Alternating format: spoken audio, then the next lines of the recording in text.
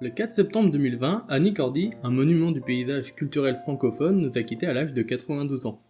Durant cette longue carrière, on retiendra beaucoup de choses d'elle, y compris dans l'univers Disney. En effet, on peut entendre cette grande dame dans le livre-disque de Bernard et Bianca, et elle double Nanaka, la chamane de la tribu de Kenai, en 2003 dans Frères des ours. Mais ce qu'on retiendra surtout d'elle dans l'univers de Disney, c'est sa voix dans Pocahontas. En effet, Annie Cordy y double Grand-mère Feuillage. Bienvenue, mon enfant. J'espérais que tu me rendrais visite aujourd'hui. Un personnage culte, élégant, drôle et rempli d'une grande sagesse, et aidant Pocahontas dans son aventure.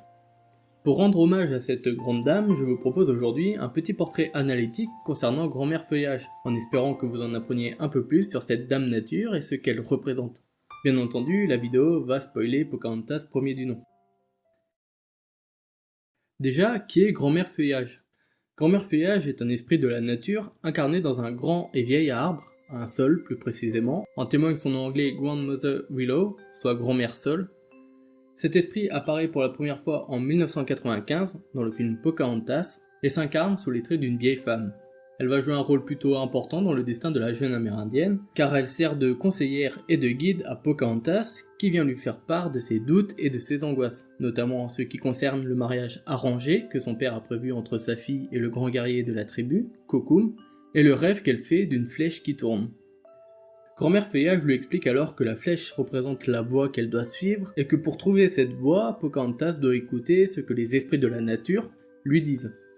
Après cet essai, Pocahontas entend le bruit du vent, qui l'amène à apercevoir au loin les voiles d'un navire britannique qui s'apprête à amarrer.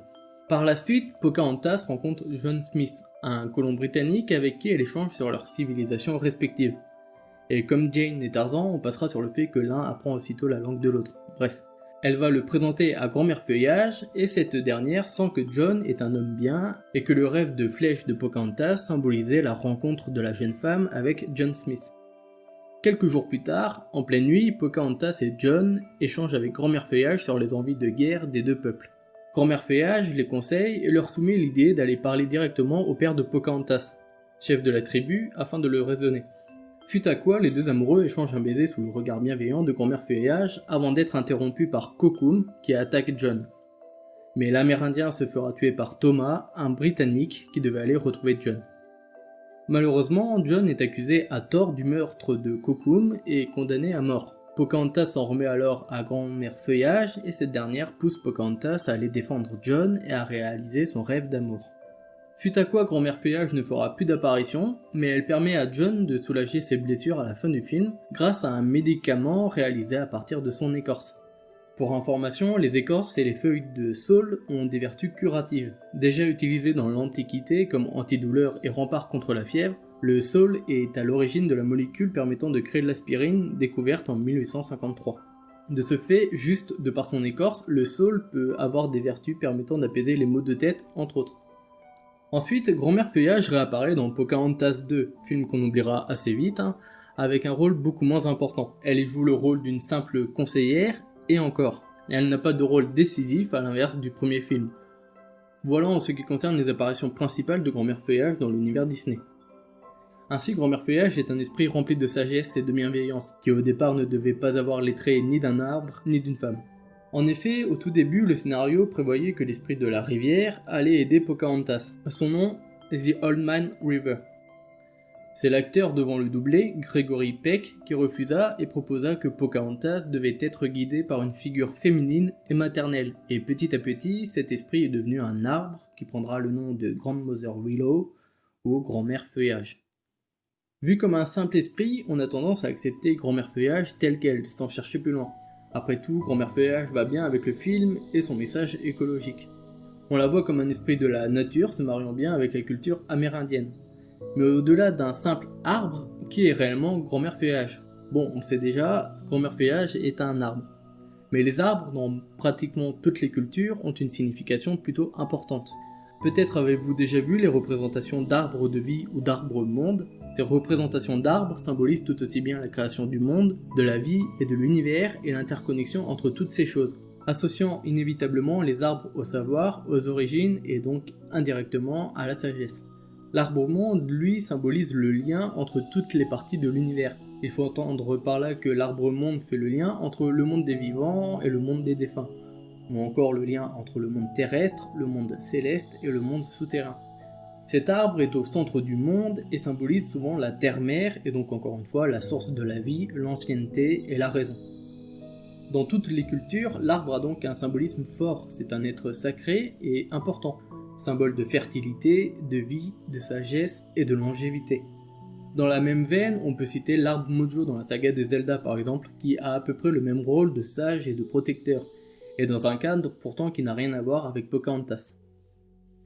Et dans des croyances animistes comme celles des croyances amérindiennes ou chamaniques, l'arbre va avoir un symbolisme encore plus fort car il est habité d'un esprit et d'une âme.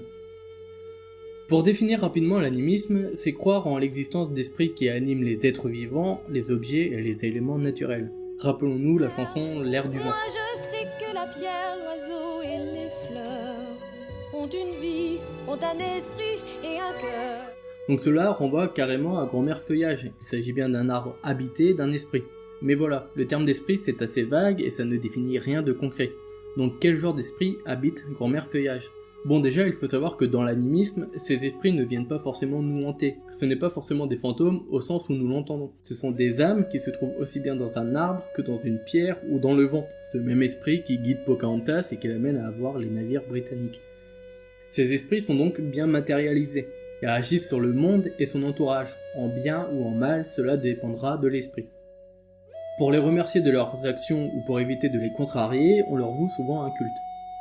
Dans Pocahontas, Grand-mère Feuillage est donc, au vu de son caractère, de sa personnalité et de l'aide qu'elle apporte à Pocahontas, un esprit bénéfique qui est là pour veiller sinon sur la tribu de Pocahontas, sur Pocahontas elle-même et sa famille.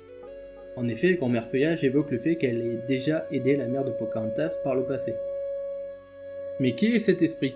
A priori, ce n'est pas l'esprit de la tribu, sinon Grand-mère Feuillage s'adresserait au chaman directement, et Pocahontas n'est pas la chamane de la tribu, puisqu'il s'agit de Kekata, et rien ne montre que Pocahontas ait des talents chamaniques, d'autant plus que Grand-mère Feuillage semble être le seul esprit avec qui Pocahontas est en contact, là où les chamans amérindiens sont en contact avec de nombreux esprits. Il se pourrait donc que Grand-mère Feuillage soit alors un esprit dit tutélaire, c'est-à-dire qu'il s'agirait d'un esprit bénéfique et protecteur, propre à un individu ou à un groupe ou à un lieu. Dans les croyances amérindiennes, les individus sont entourés d'au moins un esprit tutélaire. Il se pourrait que Grand-mère Feuillage soit l'esprit tutélaire de Pocahontas, en témoigne le fait que seule elle s'en remet à Grand-mère Feuillage, alors que si un tel esprit pouvait rentrer en contact avec toute la tribu, le rôle du chaman serait peu pertinent, puisque l'on n'aurait pas besoin de lui pour contacter les esprits. Dans des sociétés où le chaman a un rôle ultra important, autant que le chef de la tribu. Il s'agit d'un esprit qui est là donc pour le bien de Pocahontas, pour la guider, la conseiller, mais aussi la protéger. Ce qui renforce ce côté individuel lié à Pocahontas, c'est que Grand-mère Feuillage ne sait rien du conflit à venir. Elle demande à Pocahontas de lui résumer la situation. Elle sait qu'il y a un problème qui arrive, mais ne connaît pas ce problème. C'est parce qu'elle doit sentir que Pocahontas est perturbée, mais sans en connaître la cause. Le seul hic, me diriez-vous, c'est que John Smith arrive à avoir Grand-mère Feuillage lui aussi.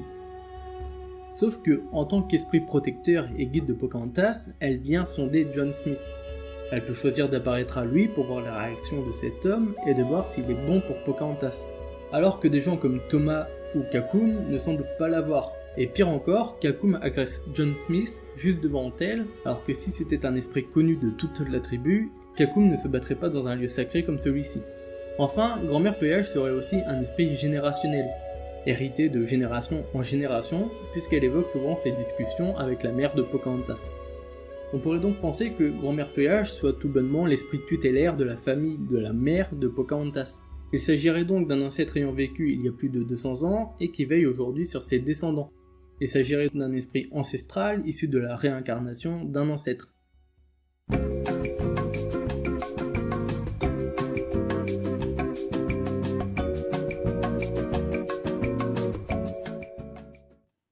Et encore une fois, les ancêtres sont encore dans beaucoup de cultures vus comme symbole de sagesse, de bons conseils et de protection.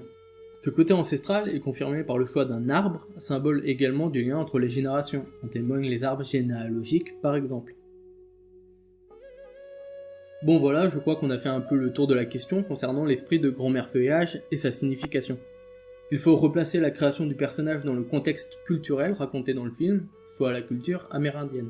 Dès lors, Grand-Mère Feuillage apparaît plus qu'un simple esprit de la nature ou qu'une incarnation même de la nature.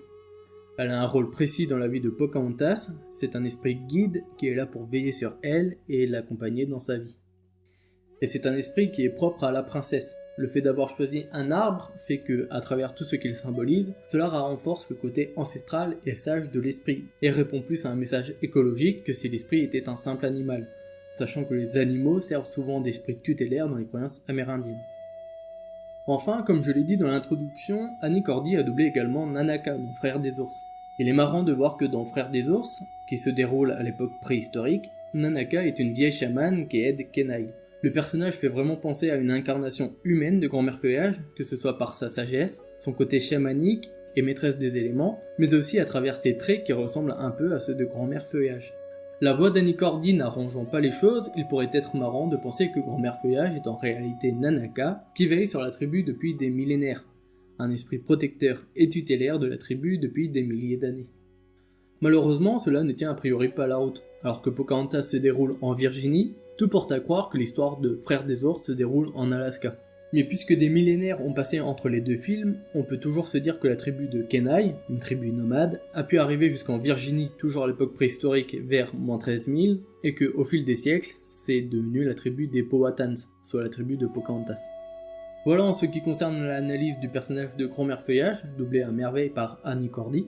J'espère que cette vidéo hommage vous a plu. Au départ, je comptais juste faire un 5 anecdotes sur Grand-Mère Feuillage ou Pocahontas, et puis au final j'ai dérivé sur un portrait de Grand-Mère Feuillage qui au final a terminé en analyse, mais bon, c'était cool à faire. D'ailleurs, si vous souhaitez d'autres vidéos dans ce genre, n'hésitez pas à m'en faire part. Je pourrais faire des recherches un peu plus poussées, car pour celle-ci j'aurais bien aimé aller un peu plus loin, mais par manque de temps et histoire de ne pas sortir une vidéo hommage 3 ans plus tard, j'ai essayé de rester concis. De toute façon, je comptais bien sortir un jour une vidéo sur les influences de Pocahontas et notamment sur la société amérindienne. Si la vidéo vous a plu, mettez un pouce bleu et partagez-la s'il vous plaît, ça m'apporterait beaucoup de visibilité, ce serait super cool. Et abonnez-vous si ce n'est pas déjà fait, quant à moi je vous dis à très bientôt.